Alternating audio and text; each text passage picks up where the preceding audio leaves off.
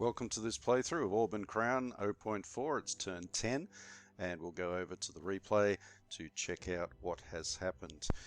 Reinforcing the Mirren Vale, the Draka, the Dreadworm, is moving back towards the east, which to the west I should say, which is probably bad news for Angford.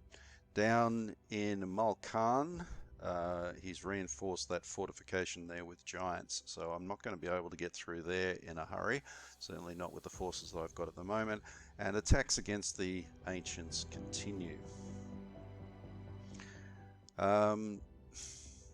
As I've said before, this is quite concerning, and losing Akros, the city in which that one strength dwarf is currently defending, would be a bad thing, because getting back in there is going to be very wow, those dwarves, they really need to be given hero medals, but for holding off with one strength point against that kind of force. And the reports tell me that I have well, at least have the adversaries have moved a few of their minor allies, and I've picked up a new ship for Angford. Excellent. Okay, so I can build up the navy a bit with what they've got, but it's weak enough to be affected by Andania once they set their fleet. Onto it. Now I'm going to try and clear Watersbend, try and get this whole city back. At the moment I'm on the outskirts of it. The castle lies empty. The adversaries have left that, and now I will take that back. And I would also like to clear out the defenders in the city itself. So I've set my leadership up to be the best that it can be, or at least attach the best units that can assist in this assault. I've got the giants, who I am quite willing to use first up, because I know that they are going to leave at some stage in the not too distant future. So I want to get the most out of them. I mean, that's a very Machiavellian sort of approach to warfare, but you know, c'est la vie. So will I be able to get them out again? I might have to try and use some of these garrisons. There you go. The defenders are so weakened that even militias are able to do some damage to them. So that means that now Watersbend can be occupied.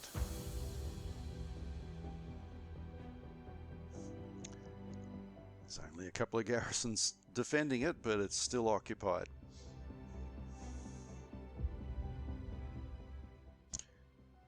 Alright, so Guildford is not under threat at this stage. The tunnel has not been built, as we've discerned before, so we don't have to worry about the Guatenheim forces coming up from the south. That's good news. The elves, I don't know. They might mobilise at some stage, but I can't look to them for help. I've got to make sure that I'm strong enough to fight off the Dreadworm alone, more or less, except for these ships that are out in the Viking Channel. I don't really have that much to do with them. I'm just going to sort of put them into safety at the moment to keep them out of harm's way.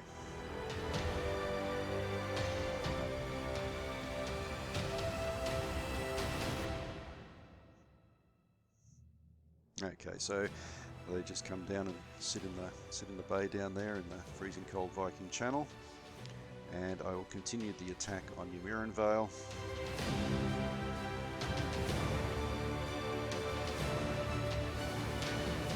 Doesn't look like I'll take it this turn, but I should take it next turn.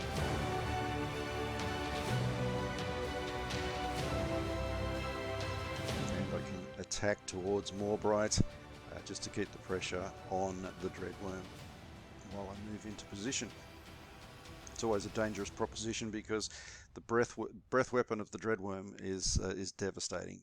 Can wipe out, or pretty much wipe out, any unit on the board.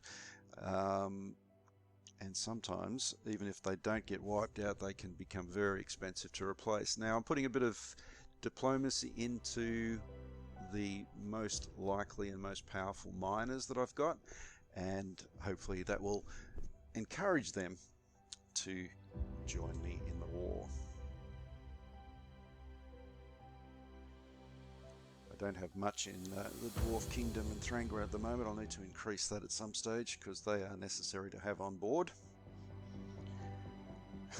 What to do with these guys? They are really struggling, just holding off just. And that will eventually, that'll eventually cave. It's just a matter of how long it takes, and in the meantime, if I can do any damage to the Gold Incarnate forces. Okay, well that's good. Took out one unit. I was very lucky to get away with that because that unit was on one point. The dwarves in Akros on one point, and lucky to survive multiple attacks.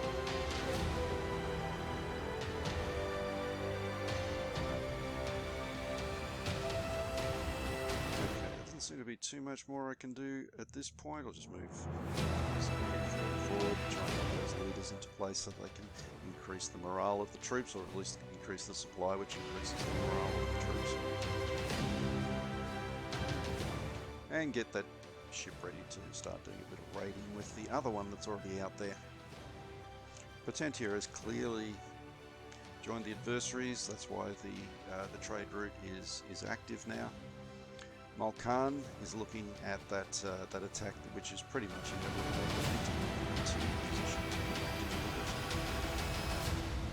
It looks like it's going to be a strong attack.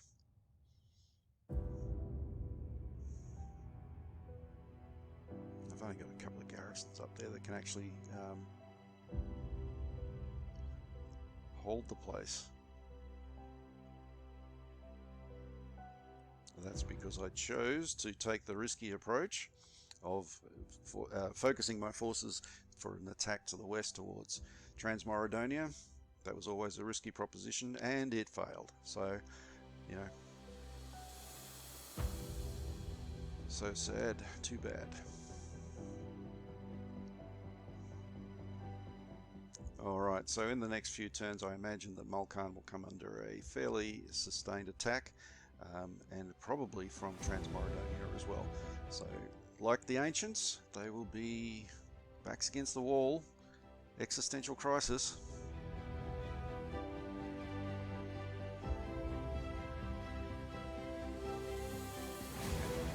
A little bit more diplomacy into the Silk Sultanate, because we really need them on side if we're going to withstand this attack from behind.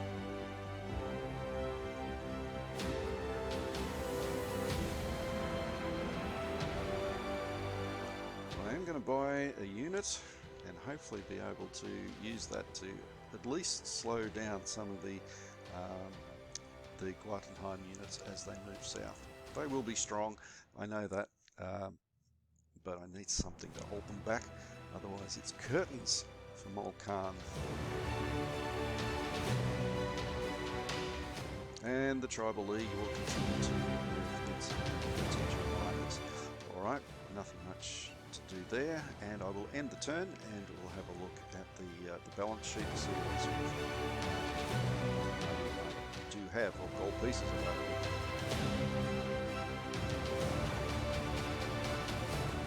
Yep, Imhotep is going to become an adversary, just like that. Bad news for the Ancients. Silk Sultanate has moved, that's good. Cardia has moved, that's good for the Tribal League. Crowana also for the Tribal League. And we're developing our leadership. Excellent. We're going to need it. And land warfare continues to improve as well. Alright, so I've moved the throne back to Angnord, and this is the balance sheet. Thank you for watching. See you next time.